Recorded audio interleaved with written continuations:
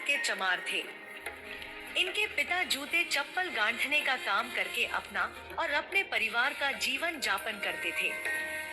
संत रविदास जी का जन्म कांची के बनारस में हुआ था और बनारस में उस समय ब्राह्मणों और अन्य सभी ऊंची जाति वालों को बड़ा मान सम्मान दिया जाता था और नीच जाति वालों को हीन दृष्टि से देखा जाता था। जब संत रविदास जी थोड़े बड़े हुए तो वो भी अपने पिता के साथ जूते घाटने का काम करने लगे, परंतु उनका स्वभाव बहुत ही भिन्न था। अगर उन्हें कोई कहता कि मेरे पास पैसे नहीं हैं, तो वो कहते कोई बात नहीं, जब होंगे तब दे देना। उनके इस स्वभाव से उनके माता पिता बहुत परेशान हो गए थे और उन्होंने बातचीत करके यह हल निकाला कि अगर इसका स्वभाव ऐसा ही दानी रहा तो यह तो सारी दुकान ही लुटा देगा, इसकी शादी कर देते हैं। माता पिता ने यह सोचकर रविदास की शादी कर दी और जो थोड़ा बहुत उनके हिस्से का था वो देकर उन्हें अलग कर दिया। पर ऊपर वाले की करामात देखो, पत्नी भी ऐसी मिली जिसका स्वभाव भी रविदास जी से पूरा मेल खाता था। उनके माता पिता और भी दुखी हो गए। उन्होंने रविदास जी से कहा कि जो हमारा फर्ज बनता था हमने निभा दिया, अब तुम जानो और तुम्हारा काम। उसके बाद से रविदास जी के जीवन में एक अलग ही मोड़ आ गया। उनके मन में यह बात घर कर गई कि इस दुनिया में जब जन्म देने वाले माता पिता ने ही मुझसे नाता तोड़ दिया तो और किसी से क्या आशा रखें, बस केवल उस मालिक से नाता रखेंगे। लेकिन वो यह भी जानते थे कि कोई इंसान माता पिता का ऋण कभी नहीं चुका सकता। लेकिन उन्हें इस बात से बड़ा झटका लगा और बस उस दिन के बाद उनके जीवन में अध्यात्म की शुरुआत हुई। संत रविदास जी ने सड़क के किनारे अपनी एक झुग्गी झोंपड़ी तैयार कर ली और वहीं पर रहने लगे और वहीं पर अपना मोची का काम भी करने लगे। दोनों पति पत्नी का स्वभाव एक जैसा होने के कारण वह दोनों हर समय शांति से मन ही मन भगवान का नाम सुमिरन करने लगे और अपने जीवन की सारी डोर ऊपर वाले के हाथों में सौंप दी। उनके पास कुछ न होने के बावजूद भी वे बहुत संतुष्ट रहते थे। धीरे धीरे उनका सुमिरन बढ़ने लगा तथा थोड़ा और समय बीतने के बाद उनके दिल में मालिक की भक्ति इतनी प्रबल हो गई कि अब उनके दिल में मालिक के प्रति ऐसी विरह वेदना जाग गई कि वो हर क्षण उठते बैठते सोते जागते और अपना काम करते करते भी केवल प्रभु का मन ही मन नाम सुमिरन करने लगे और उनके मन में केवल प्रभु के नाम का ही सुमिरन चलता रहता था।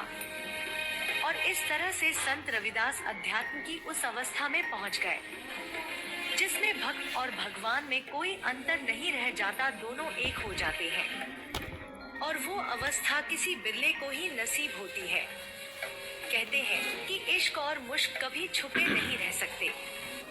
धीरे धीरे मालिक की बिरहा में उनका इश्क इस कदर बढ़ गया कि इसकी ख्याति स्वर्गों तक जा पहुंची और उनकी भक्ति से प्रसन्न होकर एक दिन भगवान खुद उनकी परीक्षा लेने के लिए एक साधु का भेष धारण करके उनकी कुटिया में पधारे। संत रविदास जी ने उनकी निष्काम भाव से दिल लगाकर सेवा की। उनके पास इतनी माया धन तो था नहीं, पर जो कुछ भी उनसे बन पड़ता था उन्होंने तन और मन से भगवान को आतिथि जानकर उनकी सेवा की। उनकी इस निष्काम सेवा से साधु रूप में आए भगवान बहुत प्रसन्न हुए और जब साधु भेष में आए भगवान जाने लगे तो उन्होंने संत रविदास जी से कहा कि रविदास, मैं तुम्हारी सेवा भावना से बहुत प्रसन्न हूँ, इसीलिए मैं तुम्हें एक पारस पत्थर देता हूँ।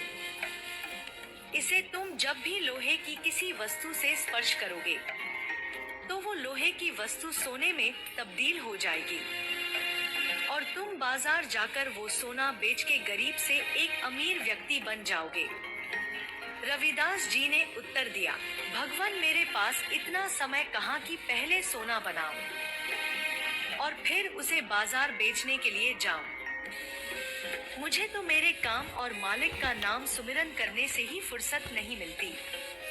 अगर सारा समय मैं सोना बनाने और फिर उसे बाजार बेचने में लगाऊंगा, तो मैं अपने मालिक का नाम सुमिरन कब करूंगा? मुझे इसकी कोई जरूरत नहीं, आप इसे ले जाइए। पर प्रभु ने भी मन में ठाना था कि माया तो मैं इसे देकर ही जाऊंगा। उन्होंने कहा, कोई बात नहीं, जब भी तुम्हें समय मिले इसे इस्तेमाल कर लेना। मैं इसे तुम्हारी कुटिया में लगे दरवाजे के ऊपर कपड़े में बांध कर टांग देता हूँ। संत रविदास जी ने उत्तर में कहा, जैसी आपकी मर्जी महात्मा।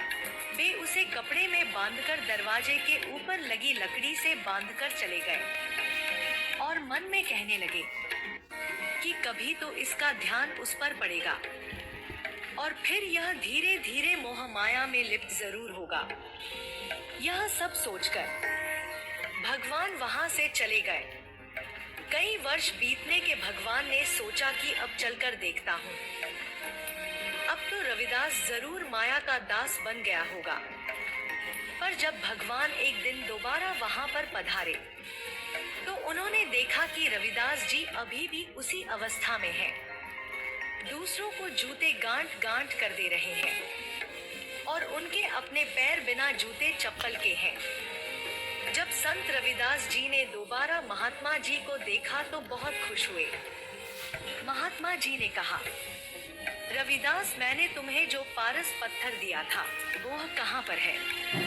रविदास जी ने उत्तर दिया, भगवान, मुझे नहीं पता, यहाँ पर आपने रखा था, वहीं पर पड़ा होगा। मुझे क्षमा कीजिए, कहीं वो खो ना गया हो। जब महात्मा जी फिर उसी दरवाजे के पास पहुँचे, तो उन्होंने देखा कि पारस अभी भी उसी दरवाजे के ऊपर कपड़े में लिपटा हुआ टंगा है। भगवान समझ गए कि भगत रविदास